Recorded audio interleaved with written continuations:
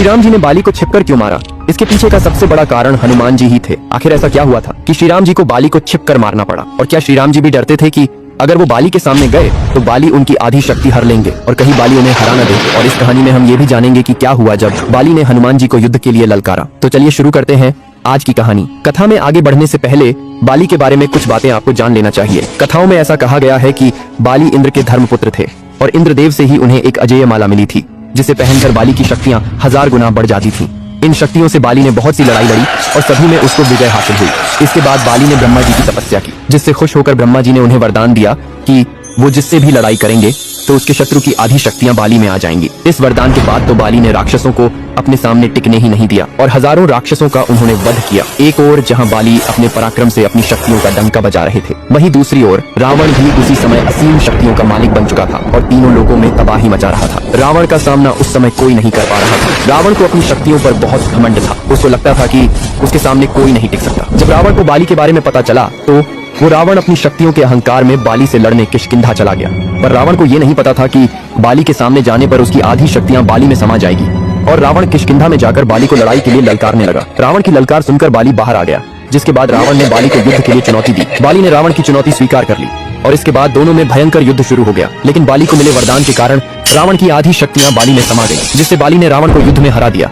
इसके बाद बाली ने रावण को अपना बंदी बना लिया। रावण से जीतने के बाद बाली को अपनी शक्तियों पर बहुत ज्यादा घमंड हो गया था और अपनी ताकत दिखाने के लिए रोज रावण को अपनी बगल में लेकर घूमने जाने लगा। इसके बाद रावण ने बाली से माफी मांगी और दोनों के बीच मित्रता हो गई। लेकिन इसके बाद बाली का घमंड आसमान छूने लगा। एक दिन बाली अपनी शक्ति के घमंड में चूर जंगलों में घूम रहा था और पेड़ पत्थरों को उखाड़ उखाड़ कर फेंक रहा था। उसी जंगल में हनुमान जी श्री राम जी का जप कर रहे थे। जब बाली हनुमान जी के पास पहुंचे तो उन्होंने हनुमान जी से कहा कि क्या पूरे दिन राम नाम जपता है? राम नाम को छोड़कर अपने राजा बाली का जप करो। हनुमान जी ये सुनकर मंद मंद मुस्कुराए और वापस अपनी भक्ति में लीन हो गए। ये देखकर बाली को बहुत गुस्सा आया। बाली ने हनुमान जी से कहा कि मैं तुम्हारे राम से ज्यादा शक्तिशाली हूँ और कहा कि अगर तुम्हारे राम मेरे सामने आ जाए तो मैं उन्हें भी हरा सकता हूँ। जब तक बात खुद पर थी तब तक हनुमान जी ने कुछ नहीं कहा, लेकिन जब बात उनके प्रभु पर आई तो हनुमान जी नहीं रुक पाए और बाली से कहा कि हे वानर राज, मेरे प्रभु श्री राम जी से लड़ने से पहले क्या आप उनके इस दास हनुमान से लड़ना चाहेंगे? अपनी शक्तियों के घमंड में चूर बाली हनुमान जी से लड़ने को तैयार हो गए और बोले, कल भोर होते ही हम युद्ध क्षेत्र में मिलेंगे। ये कहकर बाली अपने कक्ष में चले गए और हनुमान जी वही राम नाम जप में लग गए। जब ब्रह्मा जी को इस बारे में पता चला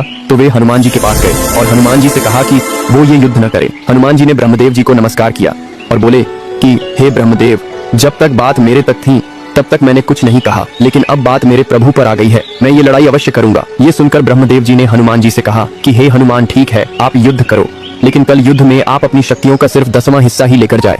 बाकी शक्तियां श्री राम जी के चरणों में छोड़ जाएं और युद्ध के बाद वो शक्तियां आप वापस ले लेना। हनुमान जी ने ब्रह्मदेव जी की बात मान ली और अगले दिन युद्ध में अपनी शक्तियों का सिर्फ 10% हिस्सा ही वो अपने साथ लेकर गए। बाली ने सोचा कि हनुमान एक छोटा सा वानर मात्र है, इसे तो मैं इसकी बिना शक्तियां लिए ही हरा दूंगा और दोनों के बीच युद्ध छिड़ गया। हनुमान जी जब लड़ाई में विजयी होने लगे तो बाली ने हनुमान जी की आधी शक्तियां लेने का आह्वान किया और जैसे ही हनुमान जी की शक्तियां बाली में जाने लगी तो बाली का शरीर धीरे धीरे विशालकाय होने लगा। बाली समझ नहीं पा रहा था कि ये क्या हो रहा है। बाली का शरीर फटने को हो रहा था। बाली को ऐसा लग रहा था मानो उसके शरीर के अंदर ज्वालामुखी फटने वाला हो और अभी तो बाली ने हनुमान जी की शक्तियां लेना बस शुरू ही किया था, जिसे वो झेल नहीं पा रहा था। बाली बेहोश होने ही वाला था कि तभी ब्रह्मदेव जी बाली के सामने आए और बोले कि बाली, अगर अपनी जान बचाना चाहते हो तो हनुमान जी की नजरों से बहुत दूर चले जाओ। ये सुनकर बाली वहाँ से भागने लगा। जैसे जैसे बाली हनुमान जी से दूर जा रहा था वैसे वैसे उसका शरीर ठीक होने लगा और जब वो हनुमान जी से बहुत दूर चला गया तो बाली ने ब्रह्मा जी से इसका कारण पूछा। ब्रह्मदेव जी ने बताया कि हनुमान जी की शक्तियां असीमित और अपार हैं। उन शक्तियों को सिर्फ हनुमान जी ही संभाल सकते हैं और मेरे कहने पर हनुमान जी इस युद्ध में अपनी शक्तियों का सिर्फ 10वां हिस्सा ही लेकर आए थे और उन शक्तियों के अंश मात्र से ही तुम्हारा ये हाल हो गया। सोचो, हनुमान जी अगर अपनी पूरी शक्तियों के साथ आते तो तुम्हारा क्या हाल होता। ब्रह्मदेव जी की बातें सुनकर बाली को अपनी गलती का एहसास हुआ और उसका घमंड चूर चूर हो गया। इसके बाद बाली ने हनुमान जी से माफी मांगी और हनुमान जी से कहा कि हनुमान जी, आपके अंदर असीमित शक्तियां हैं, लेकिन फिर भी आप इतने शांत कैसे रहते हो? और ये कहकर बाली हनुमान जी से माफी मांगने लगे। हनुमान जी ने कहा कि अगर माफी मांगनी ही है तो प्रभु श्री राम जी से मांगिए, मैं तो उनका एक छोटा सा भक्त हूँ। और ये कहकर हनुमान जी ने बाली को अपने गले लगा लिया। इसके बाद बाली श्री राम नाम का जयकारा लगाने लगे और ये युद्ध शुरू होने से पहले ही खत्म हो गया। अब बात करते हैं श्री राम जी ने बाली को छिपकर क्यों मारा। दरअसल इसके पीछे के कुछ तथ्य रामायण में लिखित है। श्री राम जी सुग्रीव को अपना मित्र बना चुके थे और उन्हें वचन दे चुके थे कि वो बाली का वध अवश्य करेंगे, क्योंकि बाली के पापों का घड़ा भर चुका है और क्षत्रिय होने के नाते उनको ये आदेश था कि अगर कहीं भी कोई पाप करता है तो पापियों को दंड अवश्य दिया जाए। बाली ने सुग्रीव को अपने राज्य से निकालकर सुग्रीव की पत्नी रोमा पर जबरन अपना हक जमा लिया था, जिसकी सजा सिर्फ मृत्यु थी, और क्षत्रिय होने के नाते वो दंड श्री राम जी कैसे भी दे सकते थे। हालांकि दंड देने से पहले श्री राम जी ने सुग्रीव को बाली के पास एक आखिरी मौका देने के लिए भेजा भी था, लेकिन उसे बाली ने ठुकरा दिया था। श्री राम जी के कुल में एक प्रथा ये भी कि जब कोई जानवर पागल हो जाता है और मरने मारने पर उतारू हो जाता है तो उसका शिकार करना अनिवार्य हो जाता है, और बाली भी वानर प्रजाति से था जो सुग्रीव को मारने जा रहा था। इसलिए श्री राम जी ने बाली का शिकार किया, और शिकार तो छुपकर ही किया जाता है। अब बात करते हैं आखिरी तथ्य की। अगर श्री राम जी बाली के सामने आ जाते तो बाली को मिले वरदान के अनुसार बाली श्री राम जी की शक्तियों को अपने अंदर लेने का प्रयास करते, और जैसा कि आप सब जानते हैं कि श्री राम जी के भक्त हनुमान जी की क्षण भर शक्तियों से बाली का शरीर फटने को हो गया था, तो श्री राम जी तो स्वयं नारायण भगवान थे, और अगर ऐसा होता तो बाली उसी वक्त मर जाता। ब्रह्मा जी के वरदान की लाज रखने के लिए श्री राम जी ने बाली को छिप कर मारा था। तो बोलो जय श्री राम।